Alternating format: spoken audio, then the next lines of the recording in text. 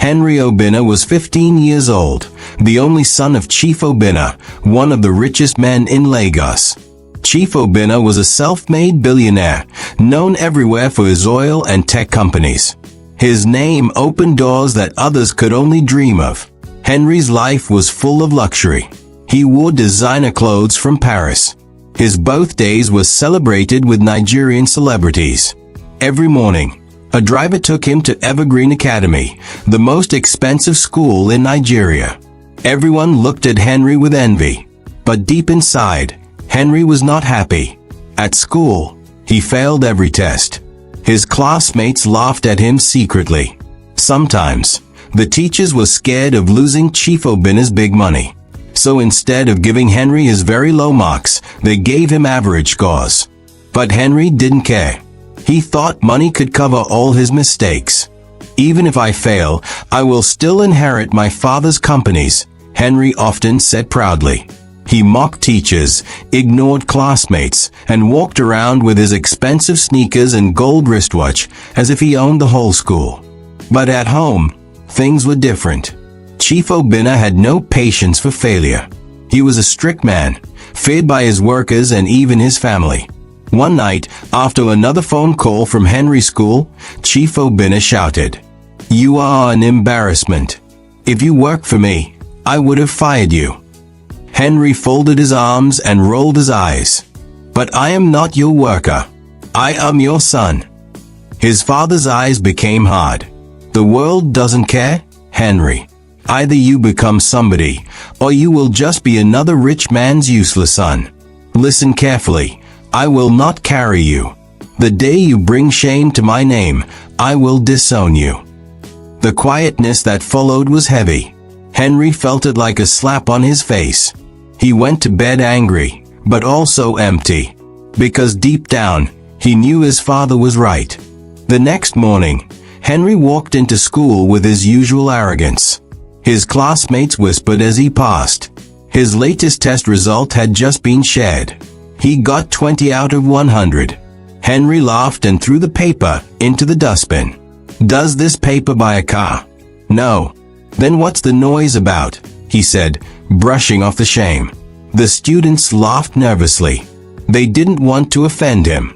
Henry often gave them gifts, and they loved the benefits. But during break time, Henry found himself in the quietest corner of the school, a place most students never went. There, bending over a mop and bucket, was Ada. Ada was a school cleaner, a quiet, dark-skinned woman in her 30s. Most students didn't notice her. To them, she was invisible, just the woman who cleaned their mess. Henry leaned against the wall and smiked. "Auntie Cleaner, you are still scrubbing the floor in this hot sun? Why not go and rest?" Ada looked up slowly, her eyes calm but sharp. She didn't smile. Instead, she said something Henry never expected. "Henry, you are the one that truly needs cleaning, not this floor." Henry froze. No one had ever spoken to him like that. "What do you mean?" he asked. Ada dropped her mop, wiped her hands on her wrapper, and stepped closer. "I mean your heart and your mind. They are dirty with pride. That is why you are failing." Henry laughed, but deep down, her words pierced him. For the first time, someone was not afraid to tell him the truth. And that day, in the quietest corner of the school, Henry's life began to change. Henry could not stop thinking about what Ada had said. "You are the one that truly needs cleaning, not this floor." Those words kept playing in his head even as he walked back to class. That evening, when school closed and other students were going home, Henry went back to the quiet corner where Ada usually cleaned. She was still there, scrubbing the floor with her bare hands. Henry laughed. "So, Auntie Philosopher, what subject do you teach?" "Mop and bucket studies." Ada looked up at him calmly. "Sit down, Henry."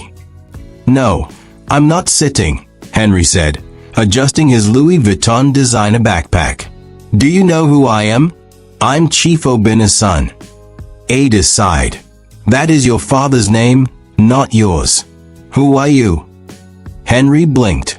No one had ever asked him that. His teachers avoided him.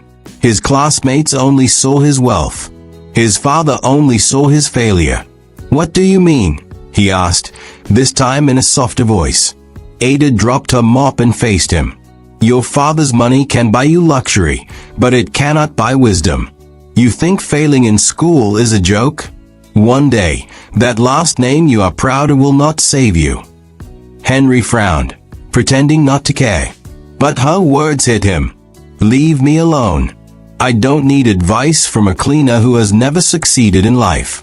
"What do you have to teach me?" he snapped, then turned to walk away. Ada's voice stopped him. "You see, Henry, your problem is not your brain. Your problem is pride. And pride destroys faster than failure." Henry froze again. His heart beat fast. Something about her words felt too true. But he did not stop. He walked away to meet his driver and went home. The next day, Henry found himself searching for Ada again. He had hardly slept all night because her words kept troubling him. This time, he found her in the broom closet, arranging cleaning supplies. "Why are you following me?" Ada asked without looking at him. "I'm not following you," Henry said quickly. "I just want to know what you meant yesterday. It has been on my mind." Deep down, it was troubling him more than he wanted to admit. Ada gave a small smile. "So the rich boy is finally ready to learn." Henry scoffed. "Don't get it wrong. I don't want to learn anything. I just don't understand why your words stayed in my mind and refused to leave." Ada's eyes softened. She reached into her bag and brought out an old, worn-out notebook. "Do you see this? This is the only thing I carried out of my village when my parents died. I could not go to school like you. I cleaned people's houses just to buy candles and write my ABC. Today, I can read, I can write, and I can calculate. That is why I can clean this school and still feed my 2 children." Henry's mouth dropped. You didn't go to school, yet you know all this." Ada nodded. "Yes. And you, who has everything, are wasting it." For the first time, Henry felt truly ashamed. His father's harsh words, his classmates' mockery, even his teacher's silence, none of them cut as deep as what this cleaner just told him. The following week, Henry was restless in class. The teachers' voices sounded like background noise, his classmates laughed among themselves, and even his phone games could not distract him. The only thing echoing in his head were Ada's words. "Your problem is not your brain. Your problem is pride." During break time, instead of joining his friends who were bragging about their new sneakers, Henry walked to the quiet broom closet again. Ada was there, wiping the windows. Henry cleared his throat. "Ada, can you really teach me?" Ada paused, turned, and looked at him carefully. "Do you want to learn, Henry? Or do you just want to prove me wrong?" Henry looked down at his expensive shoes, embarrassed. "I don't know. But I'm tired of everyone thinking I'm useless." Ada gave a small nod. "Then sit." Henry sat down. Ada brought out a piece of chalk and wrote numbers on the wall. "Let's start with the basics. Mathematics." Henry laughed. "Math? I hate math." Ada's voice became firm. "And that is why you keep failing. Because you run away from what you fear." Her words sounded strong, so Henry sighed. "Fine, teach me." Ada wrote a simple equation. 2 plus 3 is what? Henry smirked. "That's easy. It's 5. Ada nodded. "Good. Now, what is 12 minus 7?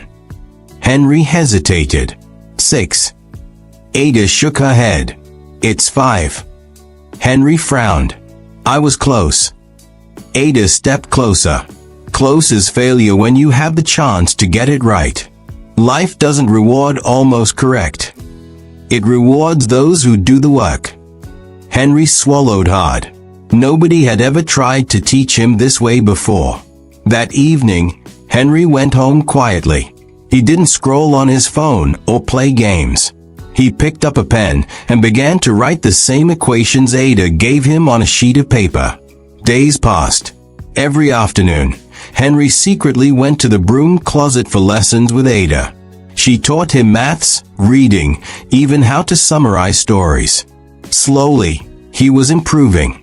But at home, Chief Obinna noticed a change.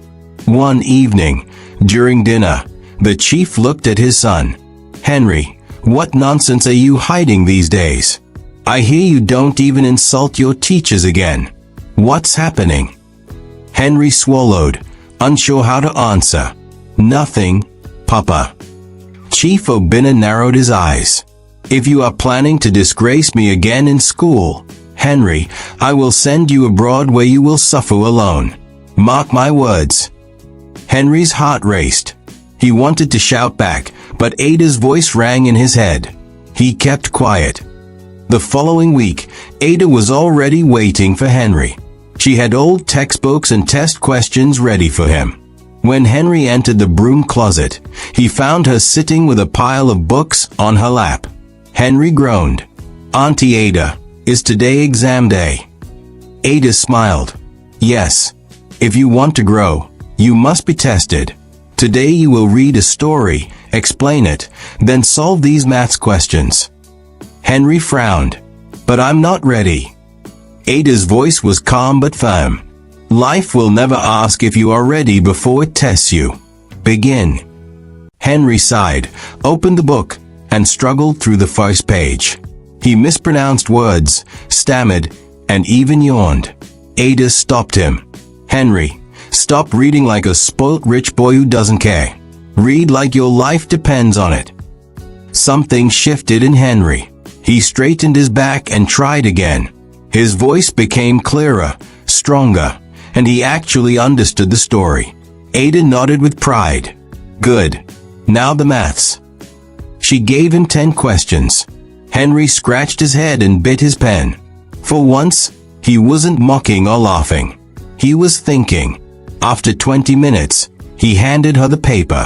Ada graded it slowly, then looked at him. 7 out of 10. Better. Much better. Henry's eyes widened. 7. He could not remember the last time he ever passed anything. His heart leaped with joy. He was happy and smiled.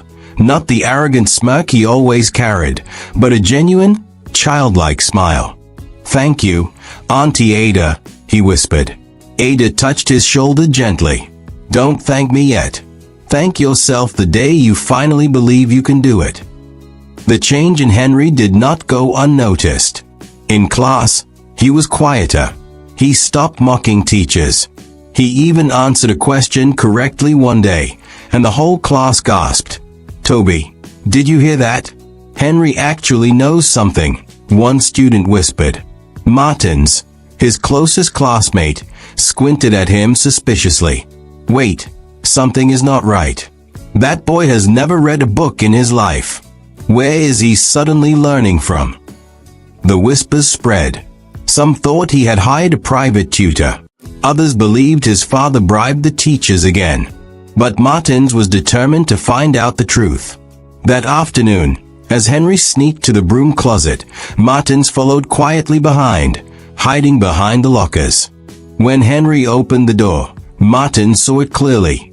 The billionaire's son sitting on a stool, facing Ada the cleaner, with a notebook in his hand. Martin's jaw dropped. What? The almighty Henry, learning from a cleaner. He covered his mouth in shock. The next morning, the whispers in school grew louder. Henry didn't know Martins had followed him the day before, so he walked into class like everything was normal. But Martins had already told the class what he saw about Henry and the cleaner. He said Henry was being taught by Ada, the cleaner. He even added a lie, saying, that's why he never listens in class, when in truth Henry now paid attention. So when Henry walked into class, the room exploded with laughter. He stopped in shock until someone shouted, "Learning from a cleaner is shameful." So the mighty Henry is now a student of a cleaner, another mocked. Imagine, a whole billionaire's son being taught in a broom closet. Henry's face burned with shame. His hands trembled. But that was not the worst. By evening, the news reached the school principal. Furious, the man called Ada into his office. "Ada, what nonsense am I hearing?" the principal said sharply. "You are distracting Chief Obina's son during school hours? Who gave you permission to teach him?" Ada bowed her head respectfully. "So, I was only trying to help the boy. He came to me for extra lessons. Keep quiet," the principal snapped. "Do you want this school to lose Chief Obina's donation? How dare you meddle with the boy's academics when you are just a cleaner?" Ada's hands shook. But before she could defend herself, the principal slammed his table. "You are fired. Pack your things and leave the school immediately." Tears filled Ada's eyes, but she didn't beg. She quietly picked up her broom and walked out, her dignity still intact. When Henry heard Ada had been sacked, his heart dropped. He ran to the principal's office. "Sir, it wasn't her fault," Henry shouted, his voice shaking. "I begged her to teach me. She never distracted me. She helped me." The principal frowned. "Henry, this is not about you. Your father's reputation is at stake. We cannot allow this shame to continue. Go back to class." "But say." "Go back to class, Henry," the principal thundered. Henry's eyes stung with tears. He felt powerless. The only person who believed in him, the only one who saw beyond his last name, was gone. That night at home, Chief Obina got the news before Henry could say anything. "I warned you," Chief Obina said coldly. "Now look at the disgrace you've brought. You left classrooms to be taught by a common cleaner? Do you know how this sounds outside?" Henry's voice broke. "But Papa, she was the only one who cared. She was helping me." Chief Obina's face hardened. "Enough. I don't want to hear her name again. You will get a proper tutor. This conversation is over." Henry clenched his fists, tears rolling down his cheeks. For the first time, he hated the wealth and power that chained him. And in that moment, he made a silent vow. He would prove to everyone that Auntie Ada was not a distraction. She was the one who had truly helped him. Henry had changed. He was no longer the lazy, arrogant boy who laughed at teachers.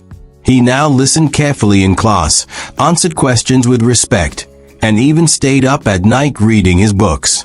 He did his homework by himself and revised every lesson, just the way Auntie Ada had taught him.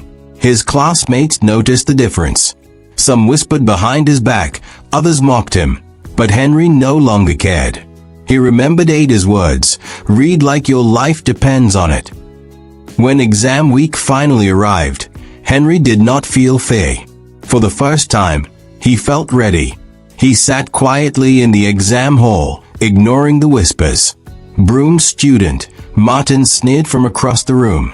"Let's see if you'll mop this exam too." Henry didn't answer. He focused. Question after question, his pen moved with confidence. He thought carefully, remembered what Ada had taught him, and worked hard till the very last minute.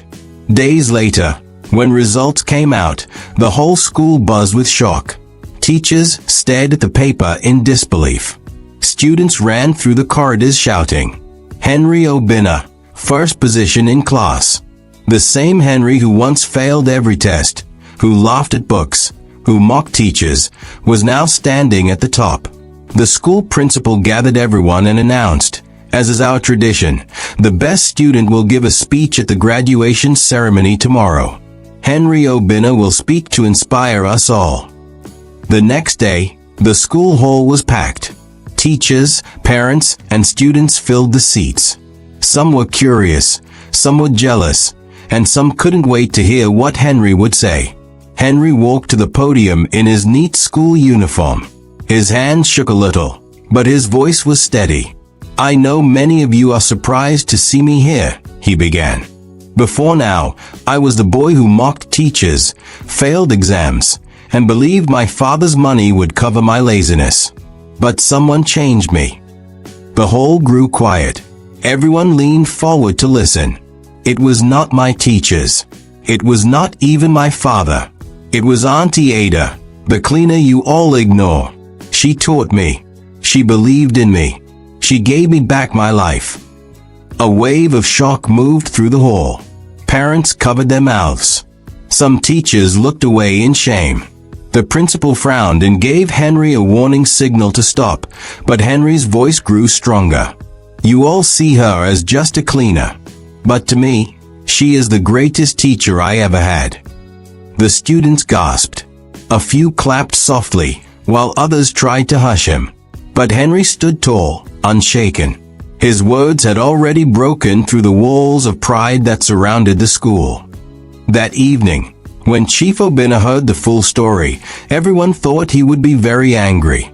After all, his only son, the heir to his empire, had been secretly learning from a school cleaner. To a proud man like Chief Obinna, that sounded shameful. But instead of anger, something surprising happened. For the first time in many years, Chief Obinna smiled with pride. My son, first in his class? At last, his deep voice was warm instead of cold. Henry took a deep breath. Papa, it was Auntie Ada. Without her, I would still be failing. The next morning, Chief Obinna asked the school for Ada's contact and invited her. Ada came trembling, afraid she was in trouble again because of Henry. But when she stood before him, Chief Obinna looked her in the eyes and said, "Thank you for giving me back my son. From today, you are no longer just a school cleaner. I want you to work in my house, with full respect. I will pay you double for your work, and I will also reward you for all the years you were underpaid." Ada fell to her knees, tears streaming down her face. "Sir, thank you. Thank you so much." Chief Obinna gently lifted her up. "No, Ada. It is I who should thank you. You did what money could not do." Henry's heart swelled with joy. He smiled at Ada, a smile filled with love and respect. For the first time, father and son stood side by side, united, because of the woman everyone once ignored. And Ada, the humble cleaner, finally received the honor she truly deserved. Did you enjoy this story? Please like, share, and subscribe to my channel, so you don't miss the next powerful story. Your support means so much. Thank you for watching.